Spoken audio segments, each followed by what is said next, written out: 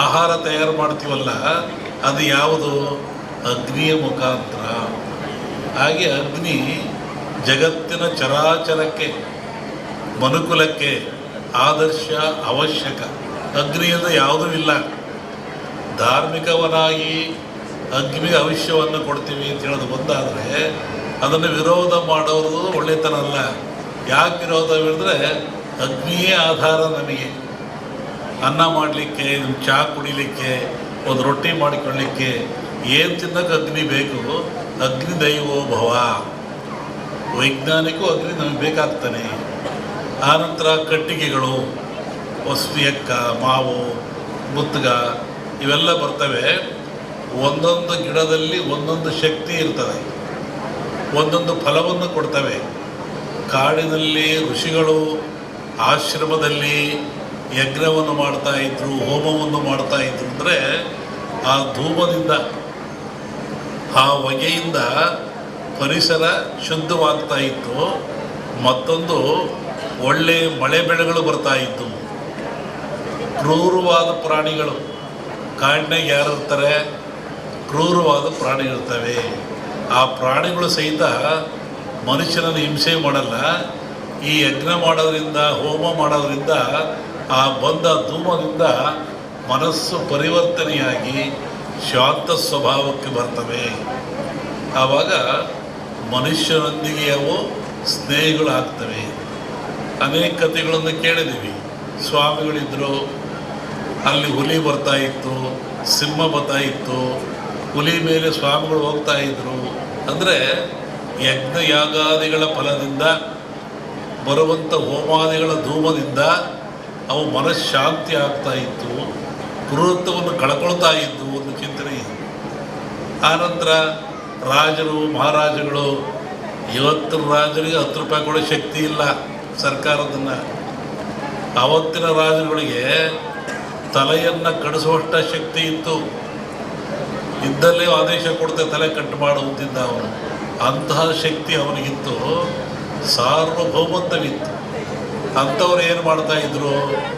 ನಾರ್ಮುಡಿಯಲ್ಲಿ, ಬರಿಗಾಲಿನಲ್ಲಿ ಕಾಡಿಗೆ ಹೋಗಿ, ಆಶ್ರಮಕ್ಕೆ ಹೋಗಿ, ಋಷಿಗಳ ಮುನಿಗಳಿಗೆ ಶಿರವಾಗಿ ಆ ಅಗ್ನಿ ಹೋಮದಲ್ಲಿ ಪಾಲ್ಗೊಂಡು ಸುಭಿಕ್ಷೆಯನ್ನು ಬೇಡ್ತಾ ಇದ್ದರು, ನಾಡಿನ ಸುಖವನ್ನು ಬೇಡ್ತಾ ಇದ್ದರು, ಆಶೀರ್ವಾದ ತಗೊಂಡು ಬರ್ತಾಯಿದ್ರು. ಅಂದರೆ ಈ ಹೋಮಗಳು ಆಧ್ಯಾತ್ಮಿಕವಾಗಿ ಹೌದು, ನಾಡಿಗೆ ಮಳೆ ಬೆಳೆ ರೋಗಗಳನ್ನು ದೂರ ಮಾಡುವಂಥ, ಆಯುಷ್ಯವನ್ನು ಕೊಡುವಂಥ ಶಕ್ತಿ ಹೌದು. ಇಲ್ಲಿ ವಿಶೇಷವಾಗಿ ಆಜ್ಯ ಅಂತ ಬರ್ತದೆ. ಆಜ್ಯ ಅಂದರೆ ತುಪ್ಪ ಅಂತೇಳಿ.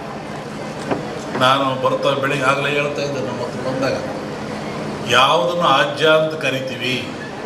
ಆಜ್ಯದ ಮಹತ್ವವೇನು? ಹಾಲು ಕರಿತೀರ ನೀವು, ಹಾಲನ್ನು ಕರಿತೀರ, ಅದರ ಆಯುಷ್ಯ ಎಷ್ಟು? ಹಾಲಿನ ಆಯುಷ್ಯ, ಹಾಲು ಕರೆದ ಹಾಲಿಗೆ ಆಯುಷ್ಯ ಎಷ್ಟು? 12 ಗಂಟೆ. ಹಾಲು ಕರೆದ 12 ಗಂಟೆ ಮೇಲೆ ಅದು ಕೆಟ್ಟು ಹೋಗ್ತದೆ, ಅದು ಹಾಳಾಗಿ ಹೋಗ್ತದೆ, ಉಪಯೋಗ ಬರೋದಿಲ್ಲ. ಮನುಷ್ಯ ಭಾಳ ಬುದ್ಧಿವಂತ. ಈ ಹಾಲನ್ನು ಕೆಡದಂಗೆ ಇಟ್ಕೊಂಡು ನಾನು ಉಪಯೋಗ ಮಾಡಬೇಕು ಅಂತಾನೆ. ಅವನೇನು ಮಾಡ್ತಾನೆ, ನೀವೇನು ಮಾಡ್ತೀರಿ? ಬೆಂಕಿ ಹಾಕ್ತೀರಾ, ಅಂದರೆ ಹಾಲನ್ನು ಕಾಸ್ತೀರಾ. ಹಾಲನ್ನು ಕಾಸ್ತೀರಾ, ಕೆಂಪು ಕಾದ ಮೇಲೆ ಆರಿಸಿ ಅದಕ್ಕೆ ಹೆಪ್ಪಾಕ್ತೀರಾ. ಹೇಳಿದ್ನಲ್ಲ, ಜಲಕಂಟಕ ಇದೆ, ಎಲ್ಲ ಡ್ಯಾಮ್ಗಳು ತುಂಬುತ್ತವೆ ಅಂತ ಹೇಳಿದ್ದೆ ನಾನು. ಇದೆಲ್ಲ ನಡೆದಲ್ಲಿ ಹೇಳಿದ 20 ದಿವಸ ಧಾರವಾಡದಲ್ಲಿ ಹೇಳಿದ್ದೆ ನಾನು. ಇದು ನಡೆದಿರೋದೆಲ್ಲ ಮುಂದೆಲ್ಲ ಅದೇ ಅನಿಷ್ಟ ಜಾಸ್ತಿ. ಆಮೇಲೆ ಕರ್ನಾಟಕ ಪೊಲಿಟಿಕ್ಸು. ಒಬ್ಬ ಸನ್ಯಾಸಿ ತಪಸ್ಸಿ ಕೂತಿದ್ದಂತೆ. ಒಬ್ಬ ಬೇಡ ಒಂದು ಜಿಂಕೆ ಉಡಿಸ್ಕೊಂಬಂದಂತೆ ಕೊಲ್ಲಕ್ಕೆ ಅಂತ.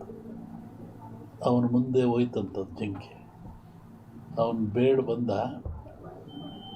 ಏನು ಸ್ವಾಮಿ ಇಲ್ಲಿ ಜಿಂಕೆ ಓತ ಅಂತ ಕೇಳ್ದ. ಇವನು ಹೇಳಿ ಕೇಳಿ ಸನ್ಯಾಸಿ ಅವನಂದ, ಈ ಓತು ಅಂತ ಹೇಳ್ಬಿಟ್ರೆ ಕೊಂದು ಬಿಡ್ತಾನೆ. ಆ ಕೊಂದು ಪಾಪ ನನಗೆ ಬಂದುಬಿಡುತ್ತೆ. ಇಲ್ಲ ಅಂತೇಳಿದ್ರೆ ಸುಳ್ಳು ಹೇಳಿದ ಪಾಪನೂ ಬರುತ್ತೆ ನನಗೆ. ಏನು ಮಾಡೋದು ಅಂತ ಯೋಚನೆ ಮಾಡಿದ್ದಂತ. ಆಮೇಲೆ ಮತ್ತೆ ಅವನ ಆಸೆ ಕೇಳಿ ಎಲ್ರಿಗೊಂದು ಹೇಳ್ರಿ ಇದ್ರಿ ಸ್ವಾಮಿಗಳು ಇಲ್ಲೇ ಓತಲ್ಲ. ಅದಕ್ಕೆ ಅವನು ಸನ್ಯಾಸಿ ಹೇಳಿದಂತೆ, ಯಾವುದು ನೋಡ್ತು ಅದಕ್ಕೆ ಮಾತಾಡೋಕ್ಕೆ ಬರಲ್ಲ, ಯಾವುದು ಮಾತಾಡ್ತು ಅದು ನೋಡಲಿಲ್ಲ, ಏನು ಮಾಡಪ್ಪ ನಾನು. ಕಣ್ಣು ನೋಡ್ತು, ನಿನಗೆ ಕಣ್ಣೇ ಹೇಳಬೇಕು ಓತು ಅಂತ, ಅದು ಮಾತಾಡಲ್ಲ.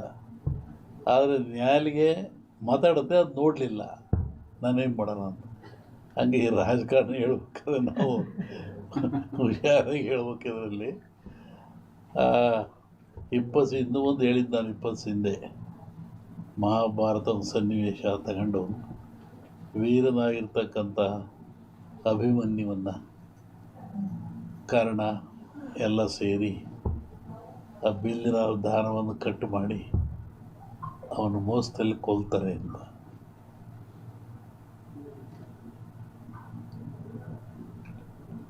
ಆಮೇಲೆ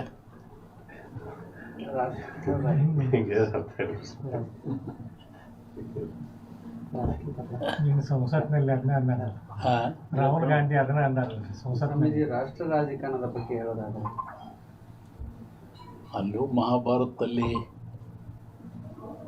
ಕೃಷ್ಣ ಇದ್ದ ಅಂತ ಭೀಮ ಗೆದ್ದ, ದುರ್ಯೋಧನ ಸೋತ. ಇಲ್ಲಿ ಕೃಷ್ಣ ಇಲ್ಲ, ದುರ್ಯೋಧನ ಗೆಲ್ತಾನೆ, ಭೀಮ ಸೋಲ್ತಾನೆ. ಇದನ್ನು ಅವತ್ತು ಹೇಳಿದ್ದೆ ಅವನಲ್ಲಿ. ಕರ್ನಾಟಕ ರಾಜ್ಯದ ಮುಖ್ಯಮಂತ್ರಿಗಳ ಬದಲಾವಣೆ ಆಗೈತೆ, ಅದು ಸಮಯ CM ಬದಲಾವಣೆ ಆಗೈತೆ. ಈಗ ಹೇಳಿದ್ನಲ್ರಿ, ಅಭಿಮನ್ಯುವನ್ನು ಮೋಸದಲ್ಲಿ ಕತ್ತರಿಸ್ತಾರೆ ಅಂತ. CM ಬದಲಾವಣೆ ಸುಳ್ಳು ಸದ್ಯಕ್ಕೆ ತೊಂದರೆ ಕಾಣ್ತಾ ಇಲ್ಲ. ಬಟ್ ಮುಂದೆ ತೊಂದರೆ ಇದೆ. ಹೇಳಿದ್ನಲ್ಲ ಸನ್ಯಾಸಿ ಕತೆ, ನಮ್ಮನ್ನು ಅಡ್ಡಾಡ್ದಾಗ ಮಾಡಿಬಿಡ್ತೀರ. ಆಮೇಲೆ ನನ್ನ ಪಾರ್ಲಿಮೆಂಟ್ ಅಂತ ಕೇಳಿರು ಧಾರವಾಡದಲ್ಲಿ ವರ್ಷದಿಂದ, ನಮ್ಮ ಊರಿಗೆ ಬಿಡ್ಸಲ್ಲಪ್ಪ ಹೇಳ್ಬಿಟ್ಟು ನಾನಿದನ್ನು. ಯಾಕೆಂದರೆ ಈಗ ಈ ಜನರು ಇದೆಲ್ಲವನ್ನು ಒಂದು ಮನಃಶಾಂತಿಯಿಂದ ತಗೊಳ್ತಾ ಇಲ್ಲ, ದ್ವೇಷ ಭಾವನೆಯಿಂದ ತಗೊಳ್ತಾ ಇದ್ದಾರೆ. ಮತ, ಹಾಂ, ಮತ ಅಂದರೆ ಒಪ್ಪಿಗೆ ಅಂತ, ಮತ ನೀಡುವುದು ಒಪ್ಪಿಗೆ ಅಂತ. ಆತ್ಮಸಾಕ್ಷಿಯಾಗಿ ನಿಮ್ಮ ಮತವನ್ನು ನೀವು ದಾನ ದಾನ ಮಾಡ್ತಾ ಇಲ್ಲ, ಪರ್ಚೇಸ್ ಮಾಡ್ಕೊತ ಇದ್ದಾರೆ ಅವರು. ಹೀಗಾಗಿ ರಾಷ್ಟ್ರ, ರಾಜ್ಯ, ರಾಜಕೀಯ ಯಾವಾಗ ಎಲ್ಲಿವರೆಗೂ ನೀವು ಕೂಡ ಮತ ಪರ್ಚೇಸ್ ಆಗುತ್ತೆ ಅಲ್ಲಿವರೆಗೂ ಲಾಭ ನಷ್ಟ ಇರೋದೆ, ಲಾಭ ನಷ್ಟ